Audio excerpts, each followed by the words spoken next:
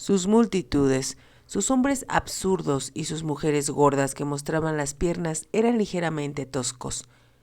Antonieta oyó que su madrina la llamaba y había salido corriendo al vestíbulo. La condesa descendía en esos momentos la escalera con un sensual conjunto de color amarillo. Su largo y blanco cuello lucía un collar de topacios y las plumas del enorme sombrero eran del mismo tono. «¿Qué hacías en la habitación del conde?», le preguntó. «Espero que no haya sido una impertinencia de mi parte, prima Delfina, pero estaba mirando las caricaturas», había contestado Antonieta. «Oh, sí, el señor conde las colecciona todas. Personalmente me parecen absurdas y tan exageradas que resulta difícil reconocer a alguien en ellas». Antonieta sabía que eso no era verdad. Cuando pasaron por la calle de St. James, al día siguiente, vio una larga fila de gente frente a la imprenta Humphreys y supuso que una nueva caricatura de Rowlandson o de Cruikshank se había puesto a la venta. Esa misma noche interrogó al marqués acerca del trabajo de los caricaturistas. «Estos tipos ganan verdaderas fortunas», dijo él, «pero hacen reír a la gente y eso no perjudica a nadie». «¿Vive todavía James Gilray?», preguntó Antonieta. «No, murió por los efectos del alcohol en 1811», había contestado el marqués. «Tengo entendido que fue la terrible demanda de sus trabajos lo que le impulsó a beber. Estuve viendo hoy algunos de sus dibujos». «¿En la colección del conde? Casi nunca deja de comprar una nueva caricatura, ¿eh? Pero en la actualidad ya no se publican tantas como antes. Rowlandson empieza a envejecer y se ha vuelto perezoso. Queda solo Cruikshank, pero es muy joven. De hecho, tiene poco más de 20 años. ¿Tan joven? Y sin embargo, la gente compra sus caricaturas. La gente compra cualquier cosa que la haga reír», contestó el marqués. Antonieta había permanecido muy pensativa el resto de la velada. Cuando Emma se retiró, dejándola lista para acostarse, sacó de un cajón el libro de dibujo que había comprado a su llegada a Londres y en el que había hecho varios dibujos para mostrarle a sus hermanas. Todos representaban a las figuras sociales que había visto en Almack's y en otras fiestas. Comprendió, al verlos, que no eran muy diferentes a las caricaturas del Gilray. Por otra parte, los toques de acuarela que le había añadido a sus dibujos, ya terminados, los hacían parecerse a los trabajos de Rowlandson y de Cruikshank. Había examinado algunos de los dibujos con ojo crítico y después, con una expresión decidida en el rostro, se metió en la cama. A la mañana siguiente se levantó temprano, antes que las doncellas despertaran a su madrina y, llevándose a Emma con ella, detuvo a un carruaje de alquiler y le ordenó que las llevara al número 27 de la calle de St. James. Dejó a Emma afuera, entró en la imprenta y preguntó por el propietario. Se sorprendió al descubrir que se trataba de una mujer, la señora Humphrey, una anciana de rostro cuadrado y anteojos y boca pequeña y apretada, que llevaba puesto un sombrero blanco. «¿Qué puedo hacer por usted, señorita?», le preguntó a Antonieta. Antonieta le había enseñado con timidez su libro de dibujos. «Quisiera saber si me sería posible vender algunos de estos dibujos, es decir, si quieren ustedes comprarlos». Comprendió, mientras la señora Humphrey le tomaba el libro de las manos, que la anciana estaba pensando cómo podría negarse, en forma cortés y sin ofenderla, a comprar algo. Entonces, al dar vuelta a las páginas, su expresión cambió. «¿Usted misma hizo estos?», preguntó, con una nota de incredulidad en la voz. «Sí». ¿Se los ha ofrecido a alguien más?» «No», contestó Antonieta. «Los hice para divertir a mis hermanas que viven en el campo. Ayer estaba mirando algunas de las caricaturas del señor Gilray y vi el nombre de su imprenta en la parte de atrás. La muerte del señor Gilray fue una gran pérdida, realmente. Estoy segura de ello, pero veo que ahora publican los trabajos del señor George Cruikshank. Es un joven muy inteligente», había dicho la señora Humphrey, «pero no es el tipo de artista genial que era James Gilray o su sucesor Thomas Rowlandson». Dio vuelta a algunas páginas más de los dibujos de Antonieta y entonces preguntó: «¿Dice que quiere vender estos dibujos? ¿Cree que tengan algún valor? Si me perdona un momento, quisiera consultar con mis socios». La señora Humphrey desapareció en el fondo de la imprenta y Antonieta se quedó de pie, mirando a su alrededor. Vio muchas caricaturas en las largas mesas y algunas exquisitas acuarelas que le hicieron comprender que no podía competir en ese campo. La señora Humphrey regresó entonces. «¿No me ha dicho su nombre, señorita?», dijo. Antonieta pensó rápidamente. Había comprendido que nadie debía saber quién era la autora de las caricaturas, si éstas llegaban a ser publicadas. «Me apellido Dale», contestó. «Soy la señorita Ann Dale». «Muy bien, señorita Dale», dijo la señora Humphrey. «Debo decirle que mis socios y yo tenemos una buena opinión de los dibujos que acaba de traernos. Nos parecen excelentes». «¿De veras?», exclamó Antonieta. «Nos gustaría publicarlos todos». «¿Todos?», preguntó Antonieta con voz muy débil. Pensó que tal vez no había oído bien. «¿Puede aceptar el pago de regalías o recibir una suma de dinero por los derechos totales?» «Me temo que no comprendo. Hay dos formas en que un artista puede vender sus caricaturas», le había explicado la señora Humphrey. «Algunas veces el artista vende su dibujo en forma total al impresor. La otra opción es recibir una pequeña suma como adelanto y después el 50% de todas las ventas que se realicen de su trabajo. Estas caricaturas se venden desde 1/6 hasta 2 peniques cada una. Sin embargo, una hecha por Thomas Rowlandson ocasionalmente puede venderse hasta en 3 libras. Antonieta pensó un momento y entonces dijo: «Si compraran ustedes mis dibujos en forma total, ¿cuánto me darían por ellos?». La señora Humphrey bajó los ojos hacia el libro de dibujos y pareció estar haciendo cálculos mentales. Entonces dijo: «Como estamos escasos de caricaturistas por el momento, y estos dibujos ilustran un ángulo social que no se había explotado antes, estoy dispuesta, señorita Dale, a ofrecerle 10 libras por cada uno de ellos». Por un momento, Antonieta pensó que la señora Humphrey debía estar bromeando. No creía posible que pudieran pagarle una suma tan grande de dinero. Pero entonces, con una voz que casi no reconoció como la suya, contestó: «Estoy dispuesta a aceptar eso, señora Humphrey». En aquel momento, Antonieta había creído estar soñando. Aún ahora, mientras le contaba a sus hermanas lo sucedido, casi no le parecía que pudiera ser cierto. 10 libras, repitió Cristina en una voz que reflejaba su asombro. «¿Cuántos dibujos vendiste?», preguntó Teresa. «Había 10 en el libro», contestó Antonieta. «100 libras. No puede ser cierto. Y me comprarán tantos como yo pueda y quiera enviarles». Los gritos de entusiasmo de las chicas hicieron imposible añadir nada más en los siguientes 2 kilómetros. Entonces, ya cerca de casa, Antonieta dijo: «Estaba pensando, mientras venía hacia acá, que sería un error hablar de esto con mamá. Se escandalizaría al saber que estaba vendiendo mis dibujos y temería que alguien descubriera mi identidad». «Sí, tienes razón», dijo Teresa con mucha seriedad. «Solo conseguiríamos preocuparla. Pondremos un poco más de dinero en el banco para que nos paguen mayores intereses», dijo Antonieta. «Convencí a la señora Humphrey de que me pagara en efectivo». Recordó que había tenido que esperar un buen rato mientras la señora Humphrey reunía las 100 libras y que temía que su madrina le preguntara dónde había estado. Le hizo jurar a Emma que le guardaría el secreto y le dijo a la condesa que había tenido que ir a comprar un regalo especial para el conde, para darle las gracias por haber permitido que se alojara en la casa Shelton. Esta versión resultó en parte cierta.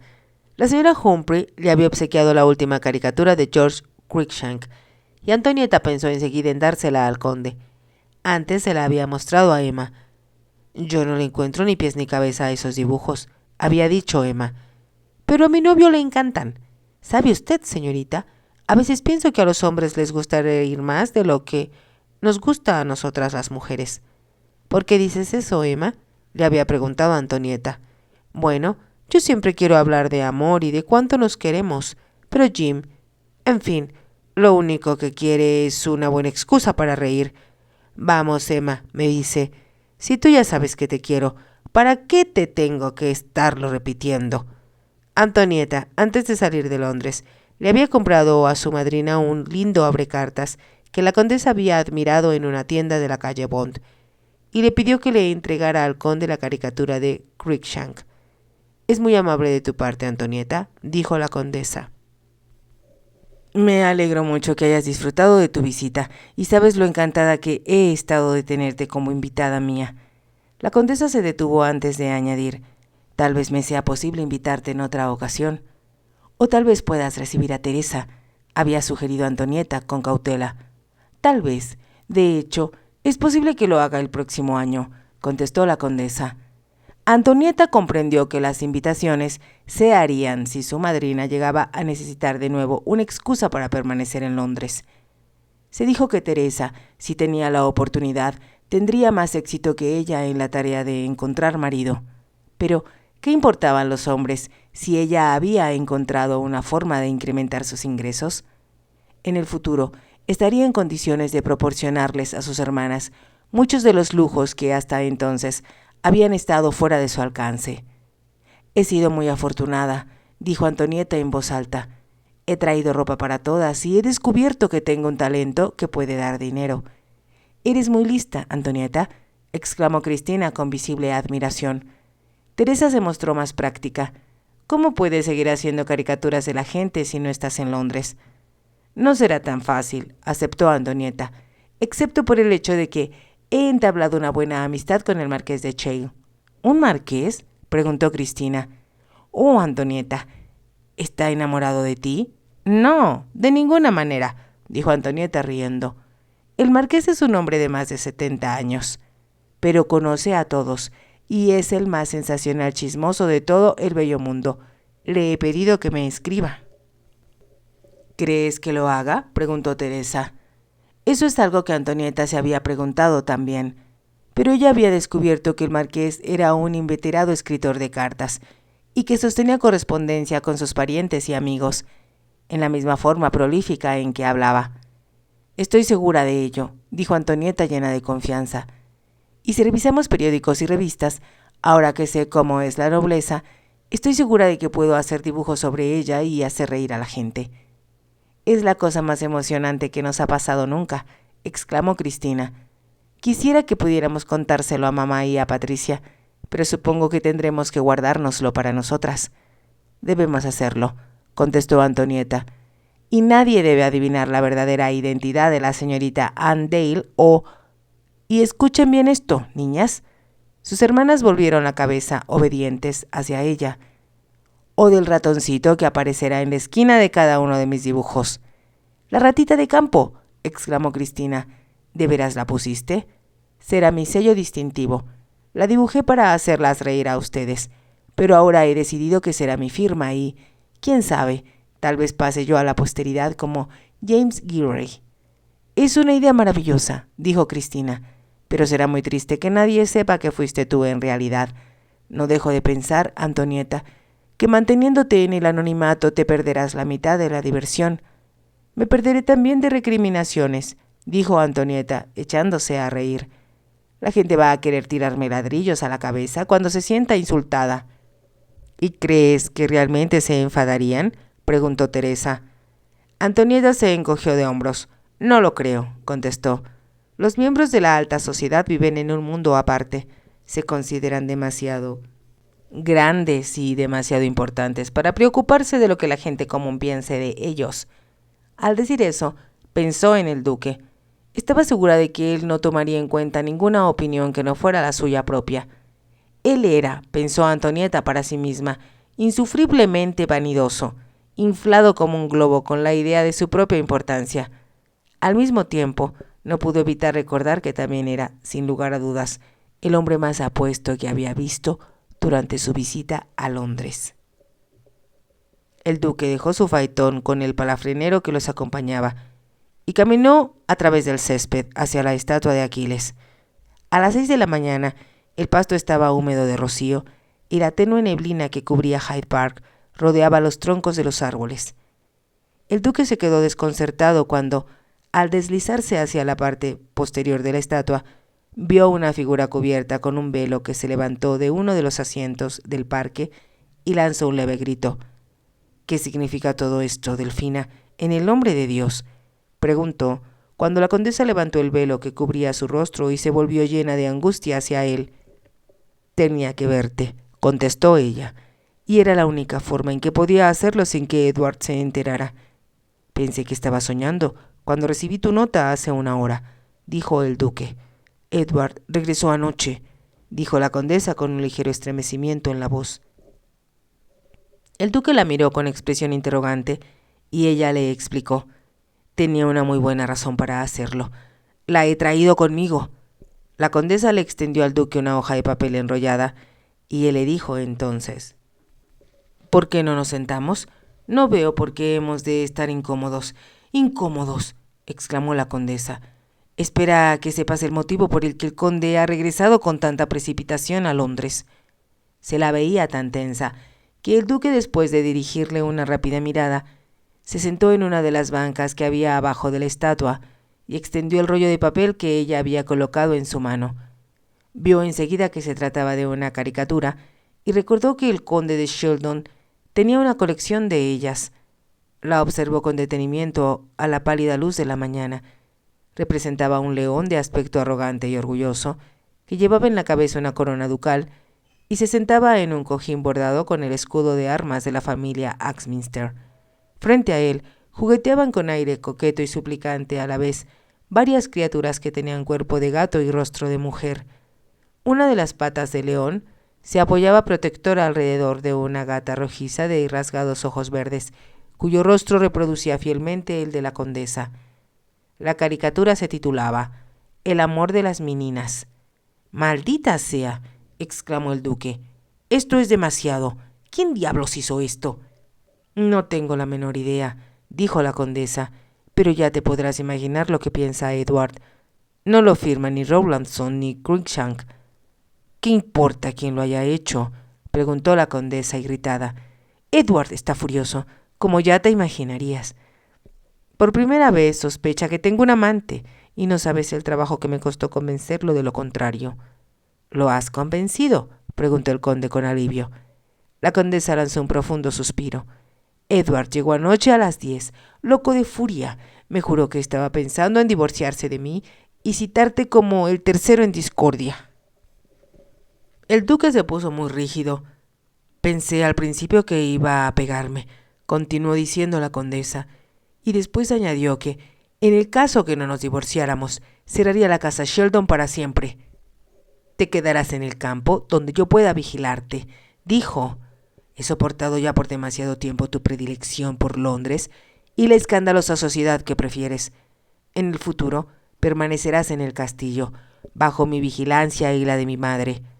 La condesa lanzó un pequeño sollozo. Casi no podía creer que fuera Edward quien me hablaba de esa manera, pero lo hacía muy en serio. Gert, te juro que está decidido a hacer lo que dice. El duque no respondió y después de un momento la condesa continuó diciendo: Sabes cuánto odio el campo y cómo detesto a mi suegra. Además, si no puedo estar en Londres, si no puedo asistir a las fiestas y conocer a gente interesante y divertida, te juro que me moriré de aburrimiento, si no me suicido antes. Pero dices que el conde cambió de opinión, ¿no? Preguntó el conde, esperanzado. Comprendió que, como de costumbre, la condesa se andaba por las ramas sin exponer el meollo del asunto. Me llevó 2 horas convencerlo de que estaba equivocado, contestó la condesa. 2 horas en que me sentí como una mártir torturada por la Inquisición. ¿Cómo lograste convencerlo? La condesa suspiró de nuevo, profundamente. Le dije que la caricatura era una malévola mentira y que el motivo por el que nos habían visto juntos con tanta frecuencia en las últimas semanas era que te habías comprometido en matrimonio con mi ahijada, Antonieta Forthingdale. ¿Le dijiste qué? La voz del duque era tan aguda como el disparo de una pistola. Le dije a Edward que te ibas a casar con Antonieta y, Gert, vas a tener que hacerlo, porque de otra manera, Edward jura que no se sentirá convencido con mis explicaciones. Debes haberte vuelto loca, exclamó el duque. No tengo la menor intención de casarme con una muchacha con la que no he cruzado más de media docena de palabras. Bailaste con ella, la has visto en las fiestas que he dado y a las que asistimos juntos. La vi porque estaba hospedada en tu casa. Eso no significa que tenga el menor deseo de casarme con ella. Por supuesto que no deseas casarte con ella. Me amas a mí y yo a ti. Pero si realmente me amas, Gert, tendrás que salvarnos a ambos de esta horrible situación. El duque no dijo nada. Sus labios estaban muy apretados y su mandíbula se veía más cuadrada que nunca. Miró de nuevo la caricatura. «Si no apoyas mi historia y te niegas a casarte con ella», dijo la condesa, «estoy segura de que Edward volverá a su plan original de divorciarse de mí, y ya puedes imaginar el escándalo que eso representaría». «No creo que él haga tal cosa», dijo el duque lentamente. «Lo hará. No conoces a Edward como yo. Su orgullo está herido. No hay nadie más orgulloso ni más determinado cuando toma una decisión». El duque sabía que la condesa tenía razón, pero dijo en voz alta: «Tal vez sea mejor que yo hable con el conde.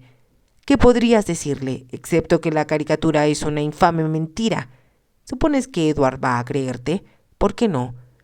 Porque no fue solo la caricatura lo que lo puso tan furioso, sino el hecho de que alguien ha estado hablando».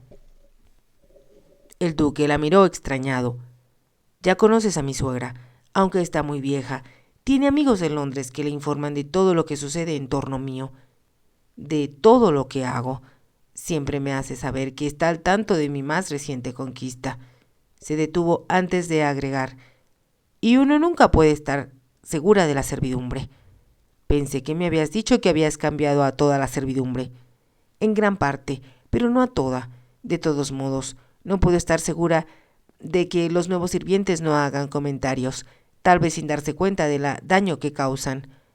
El duque comprendió demasiado tarde que había sido muy indiscreto al visitar a la condesa con tanta frecuencia en la casa Sheldon, en ausencia de su marido. «Hay una sola cosa que puedes hacer para salvarme», insistió la condesa, «y es casarte con Antonieta lo más rápidamente posible». «¿Cómo puedo hacer eso?», preguntó el duque con impaciencia. «¿Y por qué tanta prisa?». «Porque Edward me ha dicho que hasta que tú estés casado me prohibirá terminantemente hablar contigo y me va a tener encerrada en el castillo hasta que Antonieta se haya convertido en la duquesa de Axminster.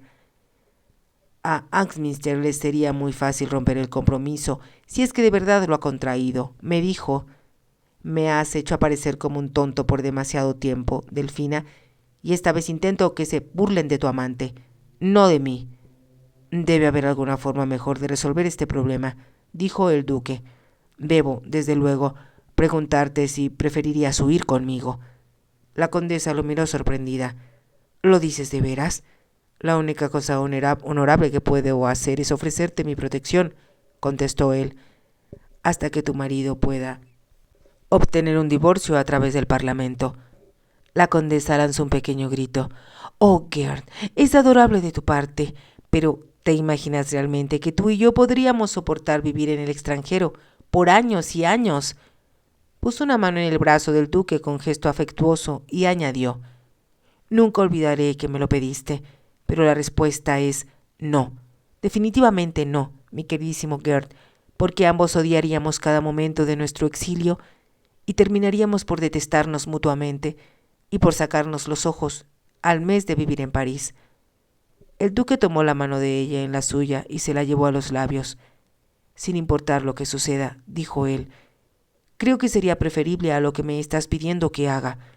«No digas tonterías», exclamó la condesa. «Antonieta es una chica muy dulce, y tú tendrás que casarte alguna vez. Los Fotheringay son pobres, pero su sangre es tan azul como la tuya. Ella será una honorable duquesa, y tú sabes tan bien como yo que necesitas un heredero». Aquello era cierto, pero el duque nunca había pensado en sacrificar su libertad hasta que fuera absolutamente necesario.